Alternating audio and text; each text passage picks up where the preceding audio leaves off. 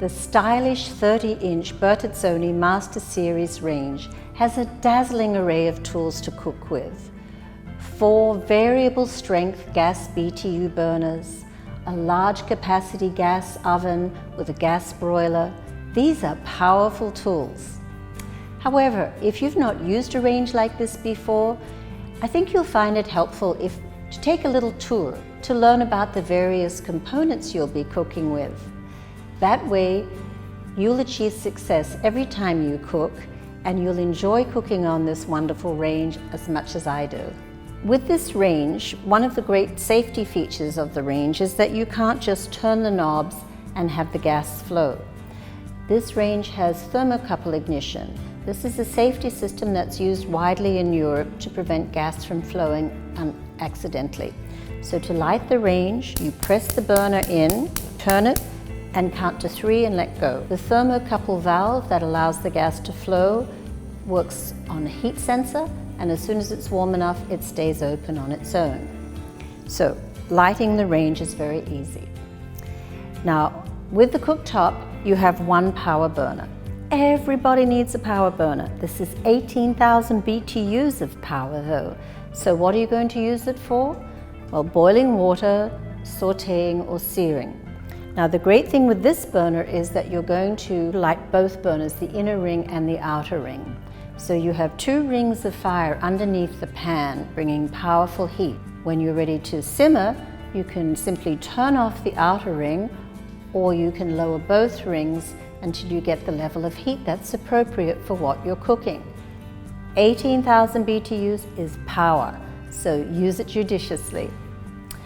On the rear, here at the right, you have 11,000 BTUs. We use this for more moderate cooking, but don't be fooled. It's still extremely powerful. 6,000 BTUs is a great burner to use for things like eggs and vegetables. But again, it's more powerful than you might realize. 3,000 BTUs is of course fantastic for simmering those sauces. And you can add in the little diffuser ring that comes with the range. That gives you the ability to simmer for a long period of time or hold foods for a long period of time without risk of evaporating liquids. So 4 great burner options, but the most important thing, whichever burner you use, heat your pans over moderate heat. The more you heat the pan, the more explosive your cooking will be. That means possible burning of food, more cleanup, more smoke in the kitchen. So heat your pans over moderate heat. Get to know how each pan reacts to each burner so you really get in sync with the stove. The large capacity oven can be used in the regular bake mode or in convection. Gas has a natural convection. It's heated air that's moving. And foods cooked in gas are just extraordinary. But when you use convection, the fan at the back of the oven circulates the heat around the food. It cooks food from the edge to the core. So foods cooked in convection can cook quite quickly. But to avoid overcooking on the edges and undercooked in the center, it's really important to moderate your temperatures. For example, when baking, we'll always reduce recipe temperatures by 25 degrees. And we'll make sure that the racks are placed in a way so that the food is not too close to the bottom of the oven where there's more powerful heat. Convection is a great choice when you're cooking a complete meal. For example, roasting this chicken with some vegetables underneath. Now you'll notice I have the chicken elevated on a rack in a shallow pan. This is the roasting pan that comes with the oven. Elevating the meat does 2 things. It allows the convection to flow evenly around the food, but because the backbone of the chicken is not sitting on the pan, the heat of the pan isn't leaching all the moisture out of the chicken and splattering it all over the oven. So choose the convection mode or the non-convection mode, and you'll get great results either way. But when you bake in convection, recipe temperatures must be reduced by 25 degrees. And when roasting, we find that 350 is a great temperature. We prefer in convection to get the cooking done at a moderate temperature, and if you need a little finish for sizzle, then for the last 10-15 minutes, you can crank it up to 400 degrees. But cooking this way will give you really good results. You'll have beautiful, luscious food without anything being burned or dried out. Now you can use a variety of different trays in the oven. Half sheet pans work well, or a combination of jelly roll and quarter sheet pans. The oven has great capacity. It's just important to plan the rack positions before you start cooking. So we've talked about the thermocouple ignition system for the gas cooktop, and we have exactly the same system in the gas oven. So to light the oven, you can first of all turn the control knob to convection if you want to do some multiple rack cooking or you want the benefits of convection cooking. Or you can just turn the light on and use the gas in regular bake.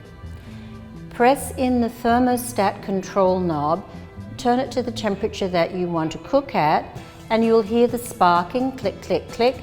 Release the knob and it will light.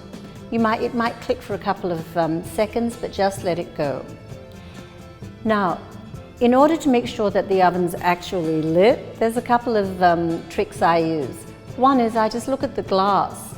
If I see the humidity is rising on the glass, then I know that the oven has started to heat up. Or you can just open the door and have a quick peek, and you'll see in the bottom left-hand corner the little blue flame. When you turn the oven on, you're always going to hear some fan noise.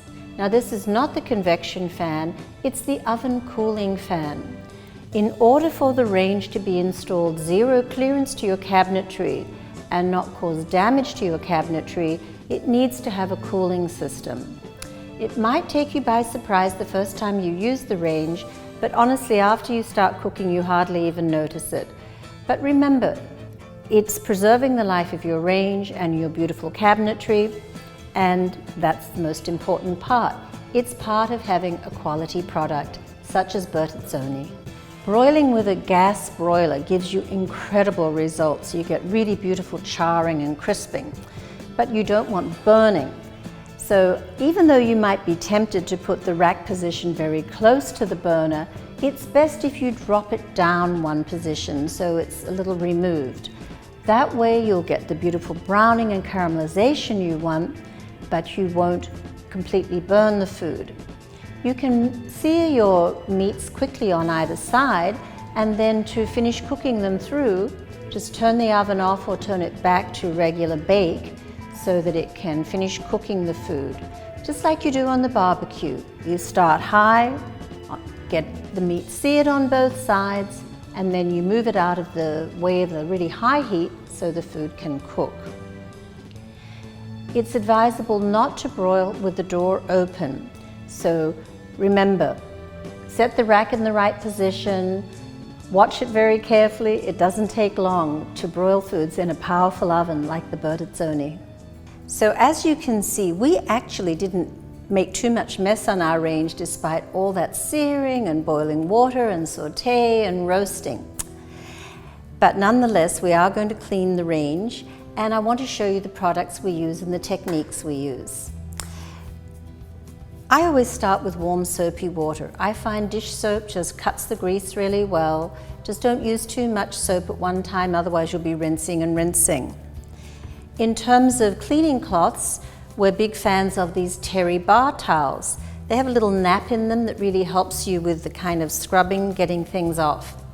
So start with some warm soapy water and terry bar towel, and you can get the cooktop nice and clean.